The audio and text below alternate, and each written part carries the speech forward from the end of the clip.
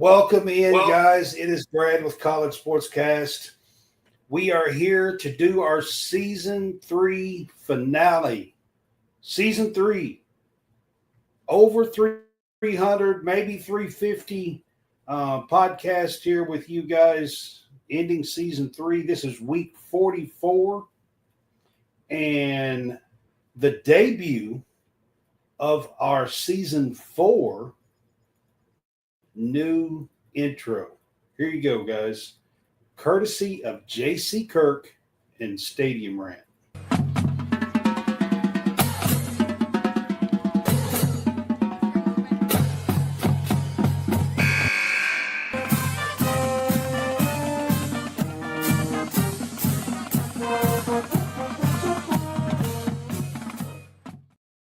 Yay! Isn't that cool? Yeah, the band. Pretty cool, right? I think the band needs. I don't think that's Kentucky's band, but that's pretty cool. I like it. I like the new intro. Big shout out to J.C. Kirk, Cameron from Stadium Rant as well, helping us put together some stuff. We got a new logo in the top right-hand corner of the screen.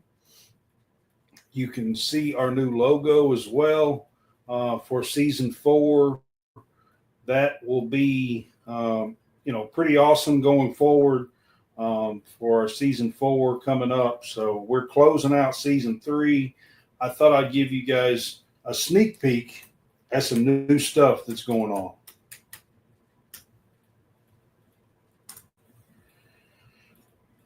John, we have kind of slowed down, but we're here to kind of do a finale here for Season 3. We have slowed down a little bit since the NFL draft. We did quite a bit up through the NFL draft. And then, slowed down. We've had maybe one show since we had one the beginning of May. Yeah, and then I think we've done two. I think we've done 2 in June. I think something like that. Yeah, I mean we've not really had a lot. So no. All right. So over the weekend on Sunday, John, I don't know if you paid any attention to it at all, but the College World Series ended up this weekend on Sunday. It was won by LSU 5-3 over Coastal Carolina in the College World Series, the series national championship series. They won 2-0. It's a best 2 out of 3, and they won 1-0 on Saturday, and then 5-3 over Coastal Carolina on Sunday. There was a little bit of controversy in the game. In the very first inning, arguing balls and strikes, the umpires, the home plate umpire, threw out the head coach, ejected him from the game in the first inning of this for Coastal Carolina. mm-hmm. And then there was a big argument. The first base coach got in on it, and they threw out the first base coach as well in the first inning. It kind of felt way too quick, way too triggered, to be honest with you, watching it. Mm-hmm. And I can kind of understand why Coastal Carolina would be upset. I mean, everything was on the line. It was a game they had to win to extend the series to Monday. They had their best pitcher, who was 12-0 on the mound. And in the first inning, they throw out the head coach and the first base coach. It felt a little quick, a little triggered, to be honest with you. But anyways, LSU. That's sort of like, I read an article, I think it was yesterday, the Coastal Carolina AD made some comments, and he was talking about the whole situation and how there needs to be consistency within umpiring, communication and whatnot, leadership, because I mean, there was some calls in that game, early. I felt like that there was not great umpiring. Let's just call it what it is. There was some shots on the outside and on the inside of the plate that could have been, caught a ball.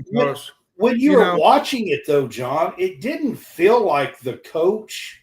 I mean, yes, he hollered a little bit, but I mean, it didn't feel excessive or nothing. Well, and what was so great about it was the Channeliers. They entered the championship on a 26-game win streak. They did. They lost it after losing to LSU 1-0 in game one, but they made their second World Series ever, College World Series. They won it in 2016. I think that's when the head coach was actually the assistant then. He was, yeah. I think it was controversial for not just them, but just for many fans and people alike, including the broadcast crew. They were shocked. The broadcast crew, Carl Ravitch and them, they were shocked when it happened. I just felt like there should have been more consistency with the umpiring, and it's not just this is the national championship game. So they lose, it's over. Well, and I say this: you've got to have a little bit of understanding. You can't throw the coach out in the first inning. I mean, come on now. Unless he just goes 8 nuts, but he was in the dugout just hollering. Well, and I think it's not just so much college ball either. I mean, it trickles down to MLB as well, and all the umpiring, officiating. It's just bad as a whole overall. But to get back to what you were saying about LSU, that's the SEC Southeastern Conference's 6th straight national title in baseball, and 11th in 16 years. I think it was LSU's 8th. They're second most all time behind Southern California, which has 12. And I'm going to tell you something, man. Jay Johnson is a really, really, really, really good coach. Yeah, can we? He's won 2 titles in his first 4 years. Mingione, but dirt. Yeah, he's won 2 titles in his first 4 years. No other coach has done that in fewer than 8 seasons. So he's really, he's done a really good job at LSU. LSU has 8 players that just won a title in 2023 on that team. Well, and 2 LSU come in winning 13 in a row. Which they had 2 of their top pitchers. I think it was Cade Anderson and Jansen. Those were their 2 top guys.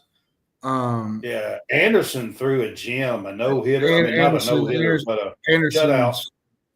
Anderson's really, really good. I think he was the most outstanding. He might be the first pick in the draft, by the way, which is this week as well, coming up. He was the most outstanding player. He was the MOP of the College World Series. He only, I think, allowed 1 run on 6 hits. He struck out 17 in 16 innings over 2 starts out in Omaha. So he's pretty good. Yeah. He may not be Paul Skeens good, but he's pretty good. I'm telling you. Yeah, he's pretty good. Now, I want to say this real quick while we're on this whole topic about the MLB draft. So I don't know if you caught it tonight, but Chase Burns made some history for the Reds. He struck out his first 6 batters. Chase is going to be a good one, too, from Wake Forest. Guess who he struck out on 3 pitches and 1 at bat? Aaron Judge. If that tells you anything, the kid's got talent. Chase was great at Wake Forest. He throws 100 miles an hour. Couple of years. He has a devastating slider. His slider is absolutely nasty. Yeah. He made a pitch earlier tonight in the game that, I don't know if me and you could have stood in there and took that. It was pretty lethal.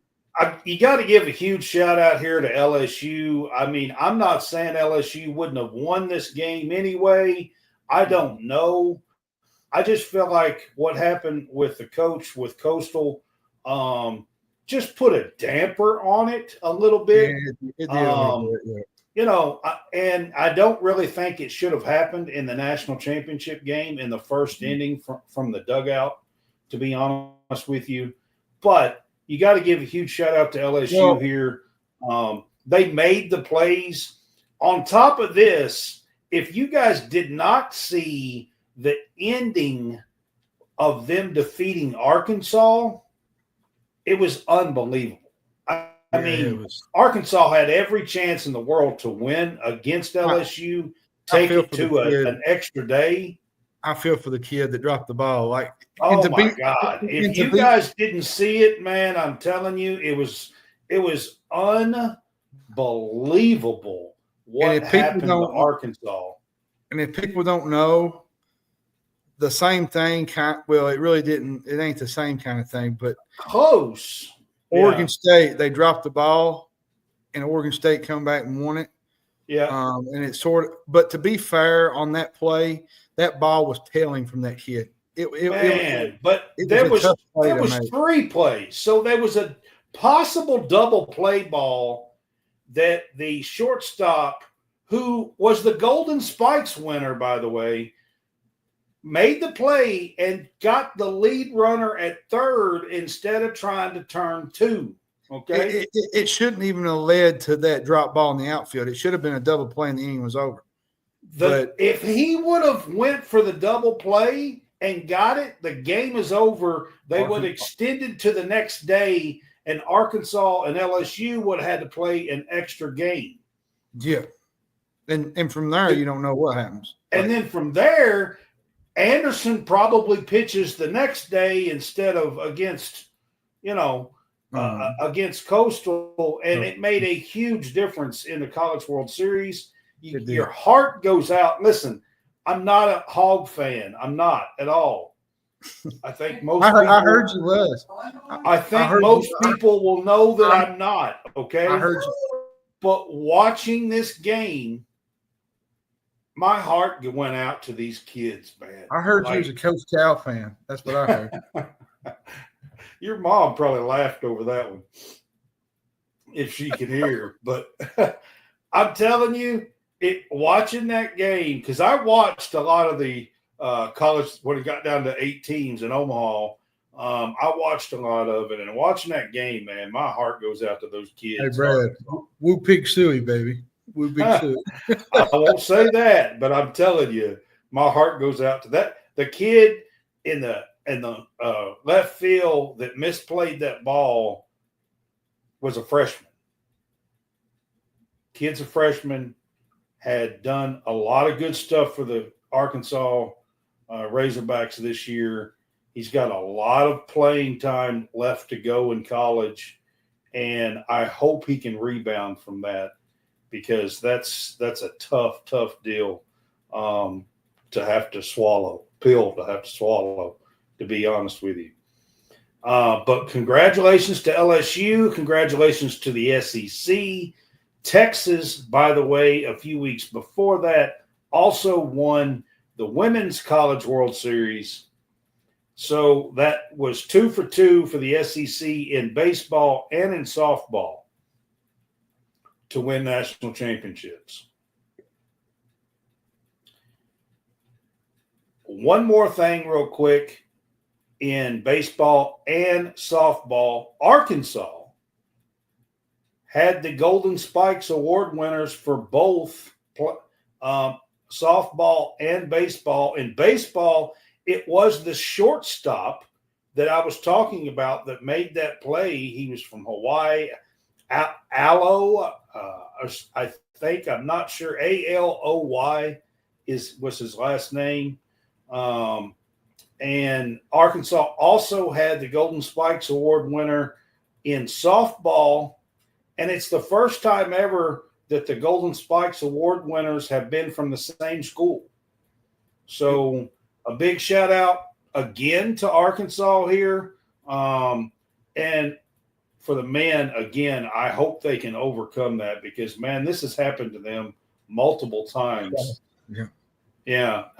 And man, it's tough. It was tough to watch the other night. I mean, the kids there was several of them. I mean, just bawling their eyes out at the end of that game. It was really tough to watch.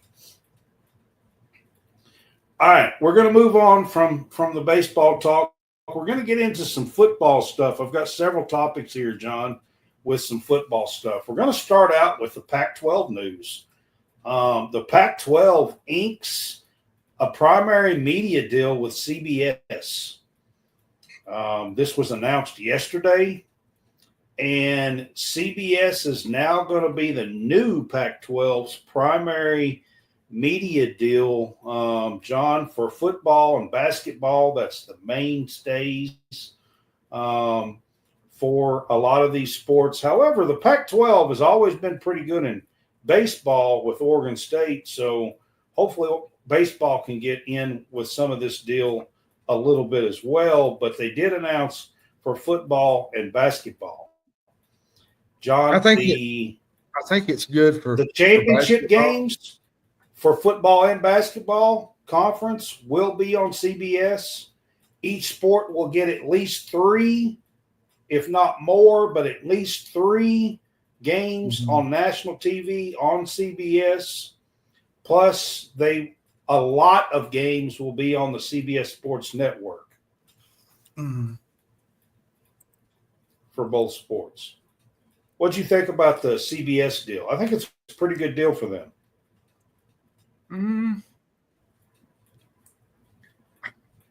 I think it's a great thing. I mean, gives them a broader eye, because you're bringing in teams like Boise State, Colorado State, Fresno State, Gonzaga, San Diego State, Utah State. Plus, you'll have Oregon State and Washington State, which that'll be the new Pac-12. Well, there's 8 teams right now. 7 football. Gonzaga does not have football program. They've been part of the West Coast, and they do not have football program. So there's at least 1 team to go. We'll get to that in the next topic. Well, I think you're adding by adding some of these teams, from the Mountain West and the West Coast, the Pac-12 has really put themselves in a top 5 league in football and men's basketball. When you look at it, John, I think you're right. I mean, honestly, this past year, I think what would be the new Pac-12 would have been like the 4th best conference in basketball and the 5th best conference in football. And I think it's going to help basketball, football too. Now, there's a few schools on that list that are not great in football, but it's going to give them a chance to get some recognition on TV by having this deal. Teams like and this is just the primary deal. They are still in talks with more than one partner. They are saying that they could have up to 3 additional secondary media deals that are very close. They may even be done. They're just doing this in a certain order to announce it. But there is likely 3 more secondary media deals yet to be announced. The CW could be a major player in this because they have had the Pac-12 last year and this year with Oregon State and Washington State games. So the CW might be part of this. ESPN has come back into play for this season for a couple of games with Oregon State and Washington State. And there's some rumors that Apple TV and Fox could be involved here as well. Now, part of the CBS package also includes Paramount Plus. So they do get a streaming package with that CBS package with Paramount Plus as well. So all of that is fantastic for the new Pac-12. I don't know about you, John, but for me, I'm stoked to see that the Pac-12 is not going to completely die, because I thought 18 months ago it was going to completely die. Yeah, I thought there for 2 or 3 months, like it was just going to fall apart because nothing was going out. It just seemed like that every team was exiting out stage left, and then all of a sudden, you got teams like Oregon State and Washington State that really put forth an effort to keep put forth an effort to keep it together, and look where it is now. Like we're in a good spot with it. So the oldest conference in college sports, by the way, they had 108-year history when all these teams left. And knowing Bill Walton, he's probably happy right now because Bill Walton he was a real advocate. He was a real advocate for the Pac-12. What's up, Jerry? Good to see you, man. Especially basketball. Oh, yeah. I mean, he loved his Pac-12.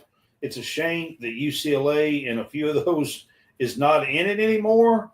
But when it comes down to it, I'm just glad to see him not die. I mean, I'm glad to see the Pac-12 kind of have a resurgence here. And this deal runs through 2031. That is when a lot of the other deals, the Big 12, the SEC, there is the ACC has a cutoff in 2031 now. So could they expand and try to do more in 2031? Possibly. This still runs till then. It's all about money. Nowadays, and fortunately for the Pac-12, they made some moves and made some changes, and they got it to still hang around. Unfortunately, like you said, for UCLA and them, it was all about money, making moves, being able to go to a bit bigger conference, better conference. They did what they had to do, but like I said, props to Washington State, Oregon State. They made their bed and they laid in it for a while, and then they kind of picked up the slack and said, "Hey, let's get this together and let's figure it out." It's still to be seen about UCLA as well, though. I mean, yes, they're making more money, and yes, UCLA was behind in money, but prestige-wise, winning Pac-12 titles, football-wise, USC, I'm not sure that they're going to have the same prestige in the Big Ten. Well, and especially after some of Mick Cronin's comments the last few times, he's made some comments, and yeah, that's true about the whole situation. So, yeah, in interviews. All right, so from that, I've got a few things here to talk about with the Pac-12. So, it is likely, very likely, that Texas State is going to be the 8th football member for the Pac-12, and this could come soon. And by soon, I mean before July 1st. The reason why I say before July 1st is because of this. They're in, I think, the Sun Belt currently, and they have a $5 million buyout that goes up to $10 million July 1st. So if this is going to happen, look for this to happen before July 1st. It's June 24th, so we got about a week. Look for this to happen within the next week.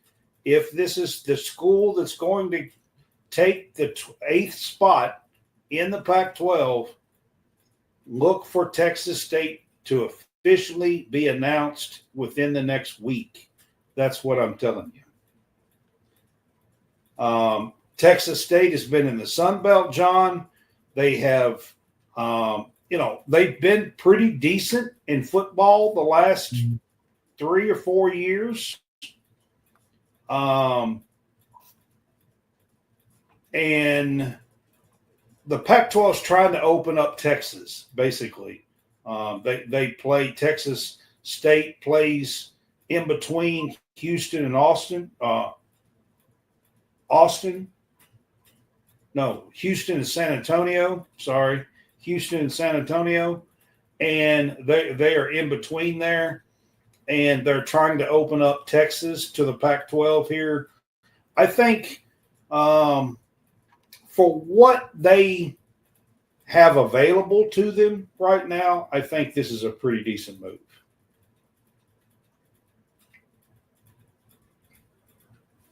What do you think, John? I mean, they could go after Memphis. They could go after like Tulane, but those schools are going to cost them like $20 million. Yeah, they're probably better off getting Texas State. They can get for $5 million. Yeah, they could probably have a cheaper deal there. And I think what they're trying to do, they've announced this immediate deal with CBS. The media deal already includes an 8th member. I'm being told that the 8th member already knows about this deal and is included in this deal. It's just not been put out there yet. So look for Texas State to be announced and be a part of this. Again, It's a 5-year deal. It is set up to run through when the Big 12 and a few others contracts in. I'm betting here, John, that the hope is they can leave some room for growth and maybe get to 10 or 12 teams in 2031 and add a few back maybe that left. That's what I think they're hoping to be able to do. I agree with you. All right, so is there any other team that you think the Pac-12 should look at? Probably not. I mean, they're probably set on where they're at. Or do you think they should sit tight till 2031? I think they should sit tight for a little bit. I think they got what they need. What about St. Mary's? Should they invite St. Mary's for basketball and other sports? Well, I mean, if you're going to add Gonzaga, yeah, I mean, if you're going to add the rivalry thing to it, but now in that West Coast, St. Mary's is going to be the big dog now. Now that Gonzaga's gone, they're going to be the top dog. So maybe they enjoy that little renaissance, but not to. So not you're to going to have 8 in football, 9 in basketball. If you added St. Mary's, you would have 10 really good conference like schools for basketball. Yeah, that's the one school that I think they should consider is St. Mary's. And then you would have maybe 2 or 3 basketball schools that are football that are not great. Like teams like San Diego State is not great in football. Wyoming, but you have several basketball schools. If you added St. Mary's and Gonzaga and San Diego State and you'd have a pretty decent conference. Basketball schools for sure, especially for basketball. That's the one school that not a lot of people are talking about that I think they should still consider for basketball, and baseball is included in that as well. Yeah, that would be one, yeah. Because Gonzaga is pretty decent at baseball, or was a couple of years ago. St. Mary's is too. They had a pretty good team. They have a very small stadium, but they're pretty decent. Yeah. All right, John, we're going to switch up. We're going to talk about college football playoff expansion. I'm going to go back to something we did last year, fly or no fly. We talk about this all the time. Well, it's been expand. It's been talked about really, really heavy. Joe Klatt has been talking about this. I've seen Josh Pate talking about it on the next round. I've got some stuff that I want to say about it. Here's what I want to say, John. I don't like it. I don't like it. It seems like nothing that anything that they do is satisfying to anybody. It went from 2 to 4. Everybody hated it. There was a 5th team left out. We should go to 8. these should go to 8. It should be 8. And then all of a sudden it goes to 12. We don't even have one full season of 12, and everybody's like, well, we're going to 14 or maybe 16. Now they're saying, well, we're definitely going to 16. I don't like it. Like, I like the value of the regular season. I'm not a big fan of going to 16 teams. What do you think?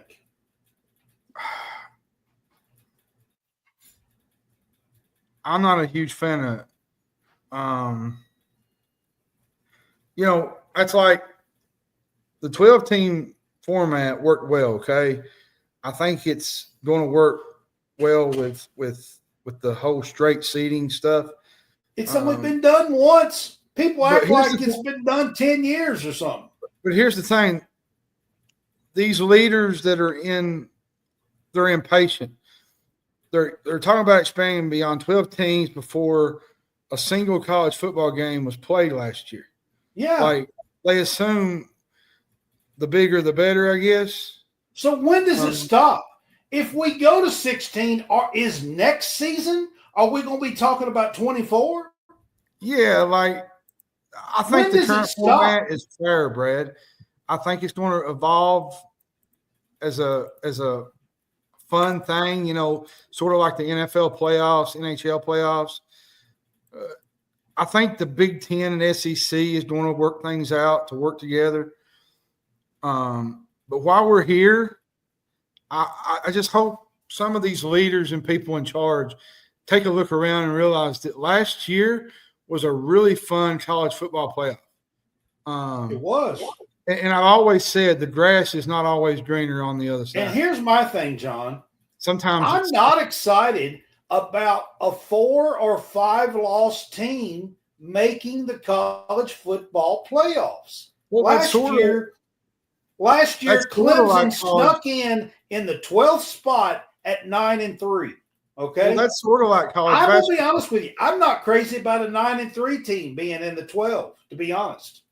And I sure as shit am not going to be excited about having a 4 or 5 loss team.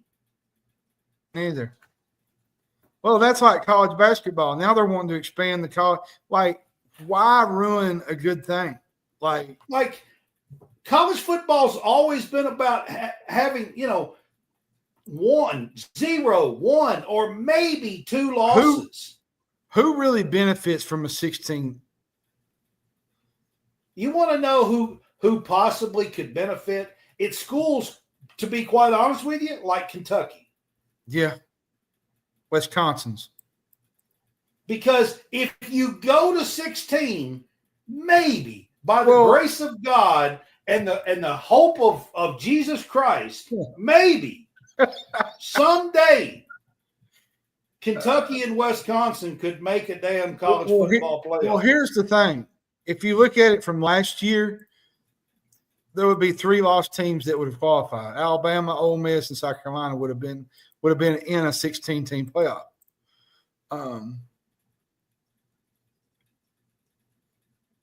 We got Clyde, Jerry. What's up, guys?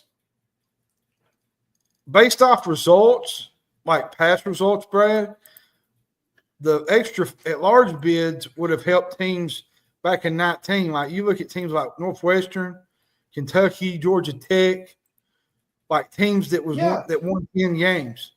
I'm telling you, in 18, Kentucky would have made it. If you go to 16 teams, 100%, they might have made it at 12. At 16, in 18, they would have made it. Or it would have been the playoff in 19, but it would have been for the 18 season. Yeah, and I don't think that's fair, Brad, to be honest. Like, But I just think, look, as a overall fan of college football, I'm just not excited about having a 9-4 Kansas State team. No, I'm not a fan of having 3 or 4 lost teams in the. I'm just not in the expansion. Like, what are we doing? We're just devaluing the whole season. Really? Yeah, I mean, And to beat it all, the next topic, the SEC and the Big Ten seem to be fighting over format. And I'm going to tell you right now, Josh Pate, I'm calling you out. You went on the next round and talking about the 4-4-2-2-3 stupid thing of guaranteeing spots. I'm calling you out, man. Seriously, this is asinine. Because if you're taking two Big 12 teams automatically, a couple of years ago, they had a 4-loss team playing in the championship game. They lose, you are automatically locking in a 5-loss team into the playoffs. That is absolutely insane to me. Congratulations. You make a participation trophy for the playoffs.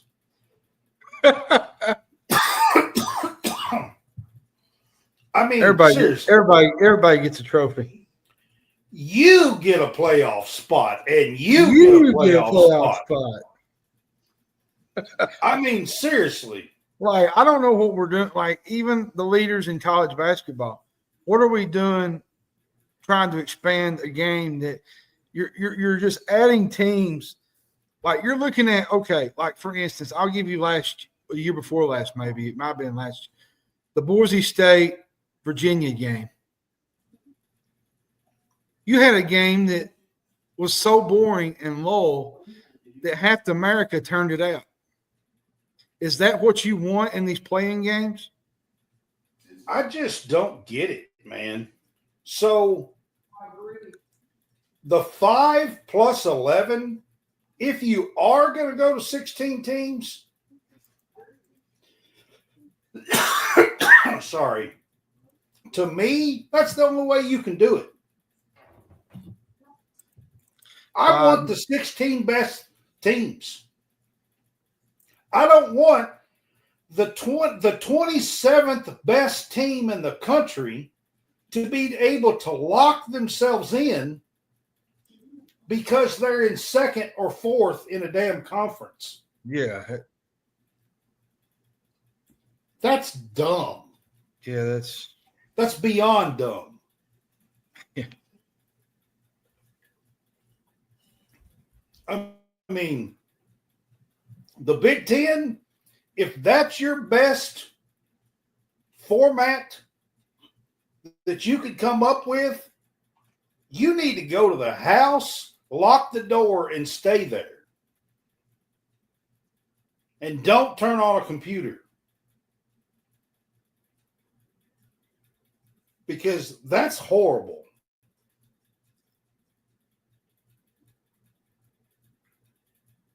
All right, John. We're going to move on, but we are going to still talk about the college football playoff implications. So we're going to go to our pick 6. And this time I'm going to ask you, what's your favorite early matchups that could have playoff implications early in the season? I think you got to look at Texas, Ohio State. Yeah. This could probably determine who gets a first-round bye, really. Right off the bat. It's going to be tough. So, going to Ohio State, they're going to be the favorites. This is a championship game rematch. It's probably one of the most anticipated games of the year. It could be a preview, like I said, the semifinal. They're entering a new era with Arch Manning. Got a good offensive line, good secondary. This could be one of your better games. Alabama, Georgia will be another one. Georgia has some business to finish. At last season's early playoff exit, I think, Brad. Now Alabama's rebuilt their whole defense. They're looked at as a sleeper. I think there's a lot of stakes in this game. I think you're going to see in the defensive game. There's always a good defensive game when Alabama and Georgia play. Georgia's depth may tilt this game a little bit. I'm not so much sold on Alabama yet. I think there's still some juries out for Alabama. Trying to think. So I'll give you a couple. So you got LSU Clemson early. Yeah, that's a good one. LSU Clemson at Clemson. LSU on the road again, going on the road. First game of the season. Brian Kelly has not had much luck. I think he's 0-3 at LSU. I'll give you one nobody's talking about. Tennessee and Syracuse. Because it's sort of like a bubble game type thing. Because Syracuse is kind of on the bubble this year. There's a lot of talk about them a little bit. While it's not a big rivalry game, it's a very compelling game. I think you get a win here. It sets the tone for the early season, the conference. And one team can be ahead, jump on ahead on the other one. Then I'm going to go with a couple of games that I've just got written down here. Notre Dame, Miami. Brian Kelly, Miami, they're Irish are coming off of title offs. Texas A&M and Notre Dame play an early game as well. And Miami's trying to rebound from that ended on a very horrible note. I'll give you another one. Georgia Tech, Colorado. We're going to see a new look Colorado team. We are. There's going to be four, Colorado lost Travis Hunter, Shadur Sanders. So it's going to be interesting to see where Colorado goes from here without those two.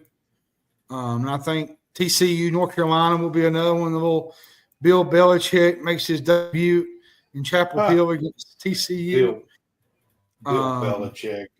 I can't even grasp that. Bill has been in the headlines for virtually every single reason all offseason.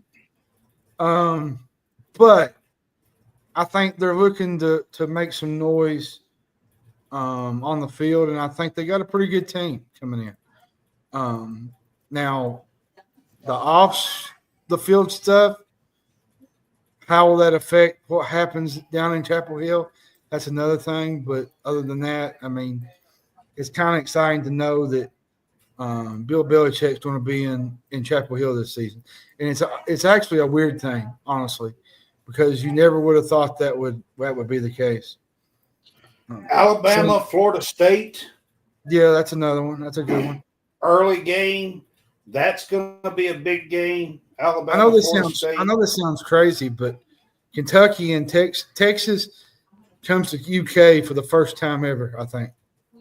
Yeah. And that's going to be interesting because to see where Kentucky stands up to Texas, because they played with them for, 2 halves last season until Texas kind of just wore them down in the second half. But I felt like we played with them really well last year. It was a fun game up until we couldn't score. We had a hard time scoring all year last year, so it didn't really matter that game anyways. So. Michigan, Oklahoma play a game the second week of the season.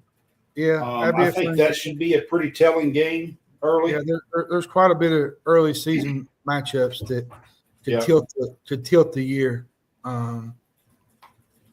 So those are some of the early season matchups that I think is going to be pretty interesting. And then, John, coaches that are at major programs who need to win now or possibly else. I think Lincoln Riley is one of them at USC. I think Lincoln Riley needs to have a good year, a really good year. I think Brent Venables at Oklahoma needs to win 8 or 9 ball games. I think Hugh Freeze at Auburn needs to win quite a few ball games. There's some bigger name coaches that I think could get the axe this year.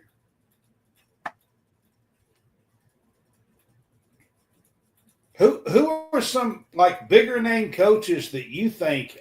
I just named a few. I think Billy Napier is still one out there. I mean, Billy Napier's one from Florida. He had a great end to his last year. But I'll tell you another one. Florida State. What's his name? I can see the guy's face, but I can't think of his name right now. I can't think of it. The Florida State coach. Norvell. Mike Norvell. I think another one. He needs to win. I think there's some pressure there. Yeah. But you got to think he's got a $64 million buyout, though. Yeah, but man. I'm just telling you. Jimbo Fisher had a $70 million, $80 million buyout too. I'm just telling you, somebody's going to have to unload some money if they're going to get to him. Yeah. But there's some big-time programs that I think they need to see. I mean, Auburn and Hugh Freeze, I think they need to see a major improvement in season 3. Brent Venables at OU, at Oklahoma. Like, he can't go to 500. I would have said Ryan Day, but he ended up winning it last year. Yeah. But if he hadn't won it last year, I would have definitely said Ryan Day because Lincoln Riley at USC. I don't know how he stayed, to be honest with you.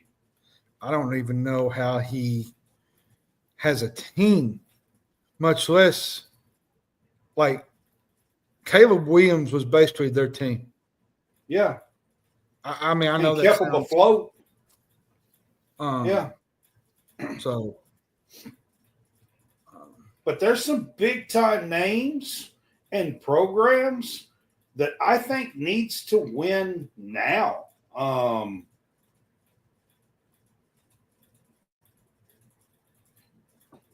I think Nebraska and Matt Rule really needs to see a big improvement with the number one quarterback being a sophomore, having a year under his belt. The guy who thinks he's Patrick Mahomes. Oh, Dylan Raiola? Yeah. I mean, I think there's a lot of like big name, big programs. Now, I'm going to even go a step further. I know is Stoops. I mean, Stoops is, I'm not saying it's a big time program, but like it's not a big program, but he's he's going to have to do something. Get a I bowl agree with you. But I don't think Kentucky's a big time program. But we're not Oklahoma. We're not Auburn. We're not. Oh, I know, but I'm just saying, like, I'm talking. We're like not coaches. FSU. I'm talking just coaches on the hot seat in general. Yeah, like, we're not USC. That's what I'm saying. Stoops would be one because, what happened last year cannot happen again this year. I leave it at that. It just cannot happen what happened last year. So, all right, we are going to switch from college football and go to the NBA draft. The NBA draft is tomorrow night, the first round, and the second round is Thursday night. They have split it this time into 2 days. I'm not sure how I feel about that yet, but it is a 2-day event. The first round is tomorrow night, June 25th, and the second round is the 26th on Thursday. It's a big deal to be drafted, of course. The NBA just finished on Sunday night. Oklahoma City Thunder won Game 7 at home. SGA gets a very special season, being the scoring title, MVP, Finals MVP. I mean, a very special season. There's only 3 other guys that's done that, and that is Kareem Abdul-Jabbar, Michael Jordan. He had one of the most incredible runs that I've seen a player have. Yeah, this season. Absolutely. I just got to give a quick shout out to them. But moving on to the draft, John. The first thing I want to talk about is Cooper Flagg, of course. I think everybody pretty much knows Cooper Flagg is going to be the number 1 pick here. Dallas Mavericks have the number 1 pick. But, John, who are your Cooper Flagg comparables? Who would you say he reminds you of, or maybe not even reminds you of? Maybe it's, who do you think, what is his ceiling? Where do you see, what type of player do you think Cooper Flagg can be? Brad, that's a tough question.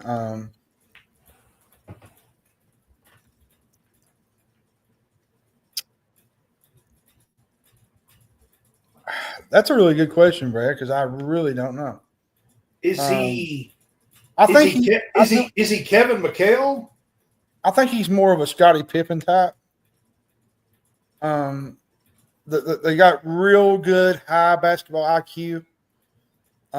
Leadership, his playmaking skills. Because when Pippen was there, he elevated those around him. With Jordan and then you got Leonard. His size, defensive instincts. Maybe a Kurolenko. You know who? Andre Kurolenko. Yeah, like. I mean, it just. I hate to put pressure on a kid because that's what we're basically doing here. Well, I mean, but I think the kid has a lot to. He does. I'm going to throw something out here, and this is going to sound crazy, and it probably is going to put a little pressure on the kid. But he's going to the Dallas Mavericks. Yeah, I mean, and then could he be a Dirk Nowitzki? I don't think he's going to be that good right out of the gate. No, I'm not saying right. I'm talking about career. When we're looking back 15, 20 years from now, could his max be a Dirk Nowitzki? It could be. Do you think he could be that good? I think it could be. It just the kid has so many intangibles. He's when the pressure gets on, there was a few games where he was just totally exhausted. If you watch some of the games, he was sweating like I've never seen. Like I think they lost a game because he slid on sweat. There was a game that really did happen. I think it was Clemson. Yes. I'm sorry. You're right. He did. But I had to laugh about it. But it's a true story. I mean, look it up. It was against Clemson. I think he walked or something because he had too much frustration on the floor. But seriously though, all joking aside, the kid has a lot to learn, but I think he's learning a lot already because what he did at Duke was pretty special. There were some games where I watched, even the Kentucky game early in the season, I think it was Kansas, like when they needed a bucket, Cooper Flagg went and got it. And he took over the game. To be honest with you, but Flagg was. And I know everybody hated to hear his name all the time on the ESPN. Oh, Cooper Flagg this, Cooper Flagg that, but the kid, to me, was not a Duke kid. he went to Duke, but he just didn't seem like your average Dookie. He just seemed like Duke has had a pretty good run of some good players lately. they have. J.J. Redick would be one. Tatum, Parker, Kyrie Irving. They had some really good players and running great players. They have.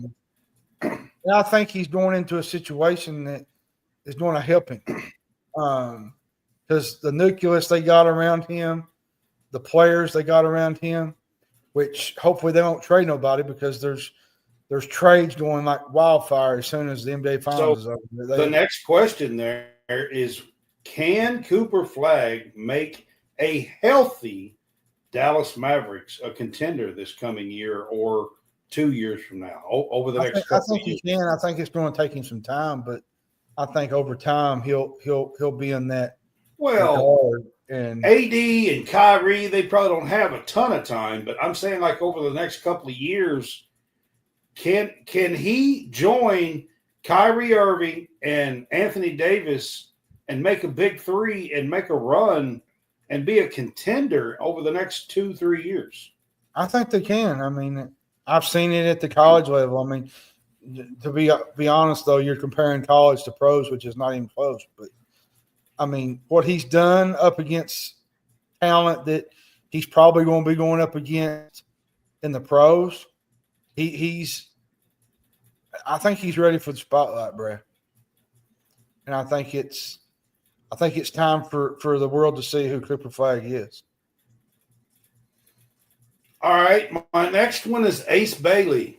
So rumors are that Ace Bailey is sliding in the draft.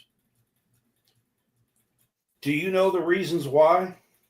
I really don't know, Brad. I haven't. See, I haven't really caught up with the whole NBA draft stuff the last couple of weeks. I've kind of focused on college football. Let me give you a few reasons here. And one of them's going to kind of blow your mind because it did me. But so Ace Bailey is from Rutgers. He was a freshman, averaged about 18 points a game at Rutgers this past year. Him and Dylan Harper were teammates. Dylan Harper is thought to be the second overall pick here. And Ace Bailey, up until about 10 days ago, this whole time has been considered more than likely to be the third pick, who I think is Philadelphia. It's Philadelphia. And everybody has thought that Ace Bailey would be the third pick. Up until recently, here's some of the reasons why. The first one, you're going to be like, okay, I understand that one. So Rutgers listed Ace Bailey at 6'10". When he went to the draft combine, they do measurables. Now, he's measured without shoes, but he only measured at 6'7.5". That's 2.5 inches. I'll be honest with you, Brett. I think there's a few more players that's going to be better than Ace Bailey that probably could be in that spot. But so here's the one reason that I find absolutely astonishing. We are 1 day away from the draft. The draft is tomorrow. Ace Bailey and his agent has turned down every single team's workout offer. He has been and visited 0 teams. He canceled on Philadelphia 76ers 2 or 3 days ago, and he has turned down and said no to at least 4 or 5 other teams, and has been to 0 teams, 0 for workout. That's not good. That's not a good assessment before the draft. Why, John? Why would a kid do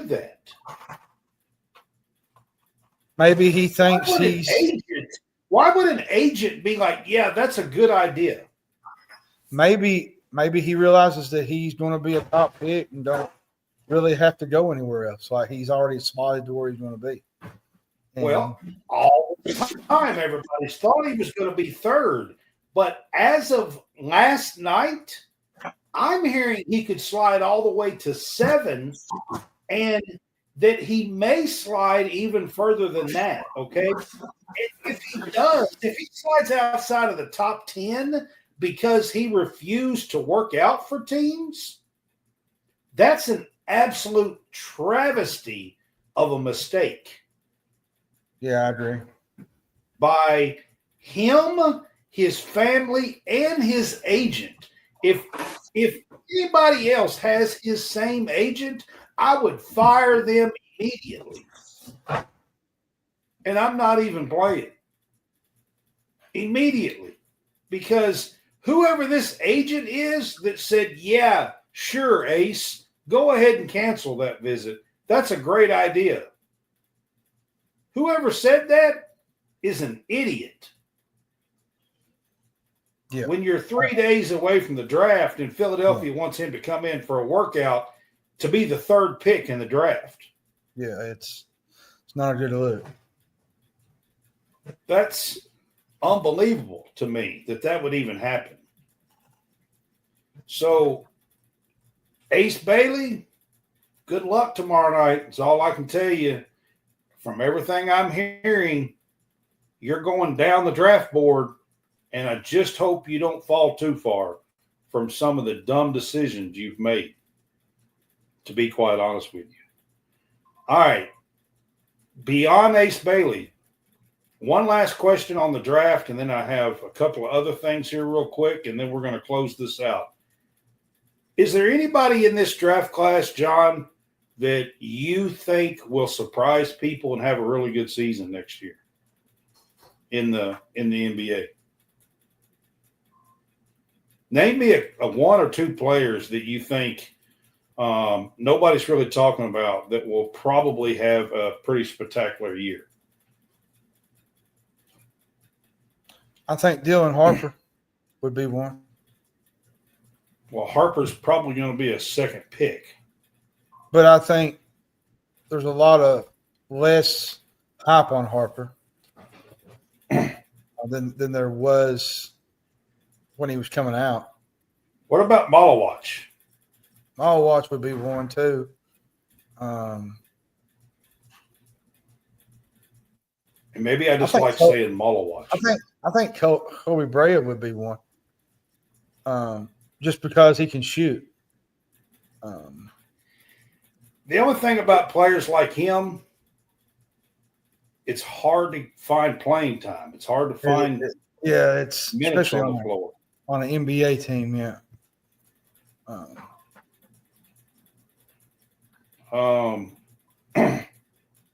mean, I'm gonna be honest with you. Knipple could be one of them, and I'll tell you a couple of other players. Jeremiah Fears could impact a team. Yeah, he made a big impact at Oklahoma. And VJ Edgecombe, look for him to make an impact on an NBA team next year. From Baylor. Yeah, I think there's quite a bit of guys that could probably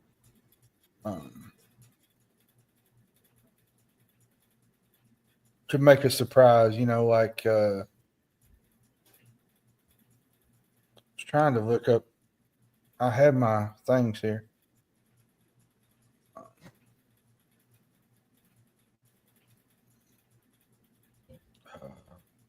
Colin Murray Boyles would be one from South Carolina.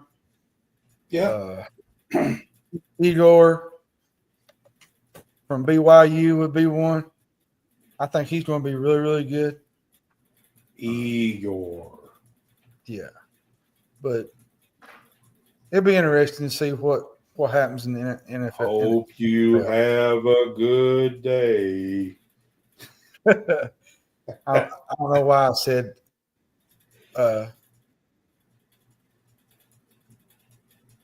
you got Sorry. me. If y'all don't know Winnie the Pooh, I'm sorry. You got me confused there for a minute. Igor. Oh goodness. He talked really slow. Igor. Okay, sorry guys. Sorry.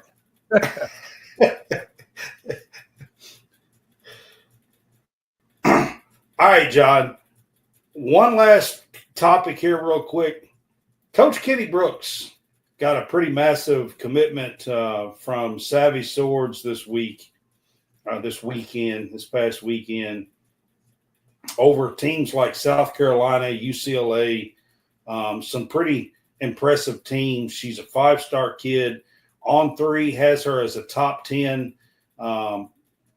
in the top 10 class for 2026 to go with Madden Greenway, who is a top 10, top 11 player as well. 2 5-star kids coming in, and is in the mix with a team like UConn for the best big girl in the class.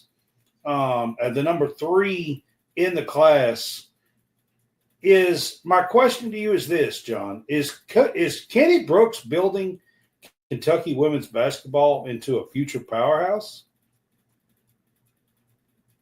I think it's possible. Do you see like 2026 and beyond, 27, 28? Do you think the path that he has them on, do you think Kentucky could be a future powerhouse in women's college basketball? I think it's close. I mean, I think it's going to take a couple more years, but I think it's just going to take some time. But I think what he's doing recruiting-wise, I think is – that's what I'm talking about. I'm not talking about this year. I'm not talking about this team and this year. I'm talking about in 2 to 3 years from now with the players, the 5-star kids, the McDonald's All-Americans that he is bringing in. Is he building this slowly but surely into what could be a powerhouse in women's college basketball? Because we all know there are powerhouses in women's college basketball. They are. And I think what he's doing recruiting-wise is something, we haven't probably seen since Matthew Mitchell. And I think so. This year, he's bringing in Kaylin Carroll, who was a top 15 5-star player. She's a McDonald's All-American. She will be a freshman on this team. Then when she's a sophomore, these 2 girls, these 2 guards, Savvy Swords and Madden Greenway, will be freshmen. When Kaylin is a sophomore, that's 3 5-star McDonald's All-American kids. Yeah. That on the floor at the same time. If he gets this big girl from Florida that UConn is also heavily after, that I'm hearing Kenny Brooks in Kentucky is really in play with, I'm telling you, this could be a powerhouse team in the future. It could be, especially with the recruiting class they got coming in. It's he's quietly going about this, and I don't think that the national media in the women's college basketball world is really paying attention right now of what Kenny is doing. But it's kind of impressive. It is. When you can sign girls, Savvy Swords, her sister was a freshman at Michigan this past year, who was a top 3, top 5 player in the class last year, and was probably one of the top players in the Big Ten outside of USC and Juju and, UCLA, but Sword Sayla, I think's her name. She was fantastic. Averaged about 17 points a game for Michigan. Yeah. And Savvy, her sister, is the one who committed to Coach Kenny Brooks in Kentucky. Yeah. Be on the lookout here in the future. I'm not talking about this season, but in 2 to 3 seasons from now, this Kentucky team has the potential to be a top 5 program. It's definitely has the potential. All right, guys, that is it. We're going to wrap this up in, I think, 3 weeks. 3 weeks from yesterday, actually, is SEC Football Media Days. We will be doing our summer football media days that week. John and I will come. We won't be back for 3 weeks. So yeah, it's 3 weeks from yesterday on Monday, I believe. We will come on our new season. It will. We will kick off. We'll do our media days week, summer media days week that week, and then we will be off until August, and we will do our preview shows for football, conference preview shows in August, and then kick off August 30th or around August 30th for the season. But we will be doing SEC Football Media Days, the dates and times. It's in Atlanta. That's where the SEC Football Media Days is this year. But John and I will be coming on here talking about there's 4 teams each day, Monday through Thursday. Kentucky is the last day on Thursday. I do know that. I do not have the schedule in front of me, but this is where we will be on next. It'll be 3 weeks from last night. We will be coming on and doing SEC Football Media Days. Use our new Bet Us link at bit.ly Real Fresh Bet Us. Use that to get 325%. Your first 3 deposits, you'll get 125% deposit back. So it will give you some extra money to do some bets with. And then, John, I want to wrap things up and just say a huge thanks to Stadium Rant for our season 3. John and I. And thank you to all of our 2 viewers. John and I, man, like we started season 3. We were a part of something else. We quickly joined Stadium Rant, and I just want to give a huge shout out to Stadium Rant, to Tyler, to JC, hey, Brad, to Wayne. You know what I meant, right? To Soar. And give a huge shout out to Stadium Rant. We appreciate you guys. Steven, we've had a fun year. John done a ton of writing.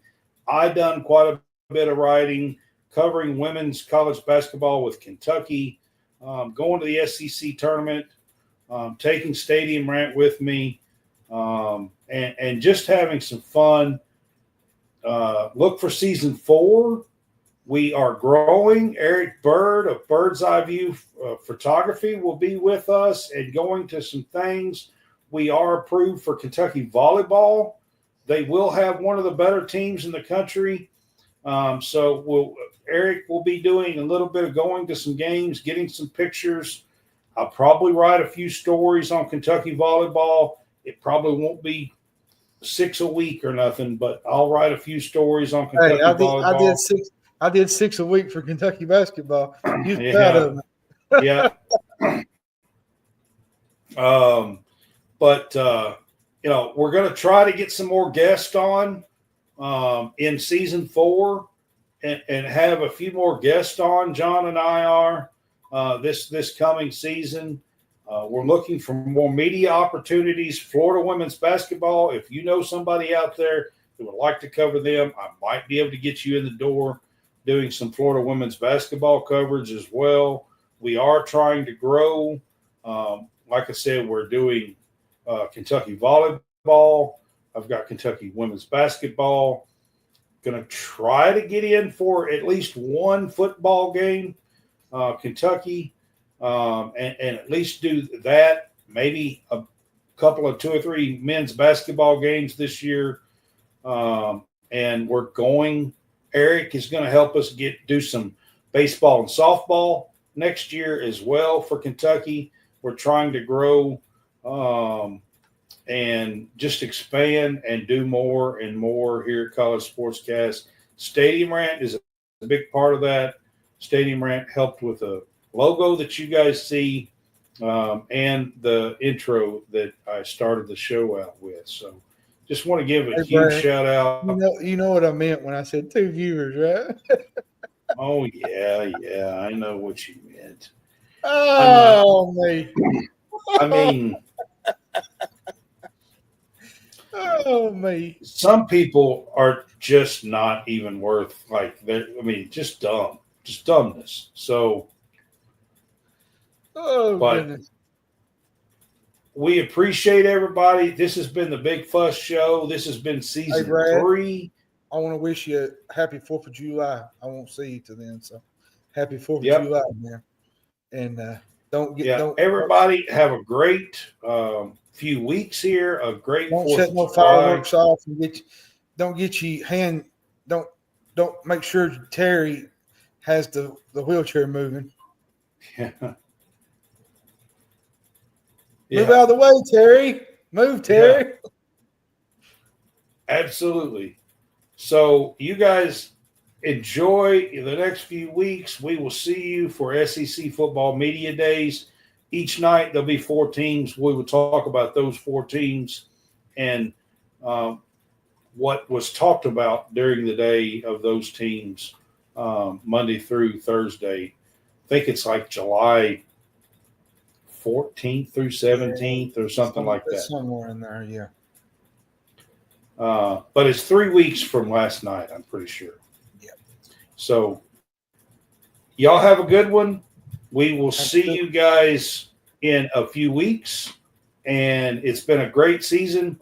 We appreciate you, appreciate the fans, and we appreciate Stadium Rant and our fans with Stadium Rant, Kentucky women's basketball. Got to give them a shout out.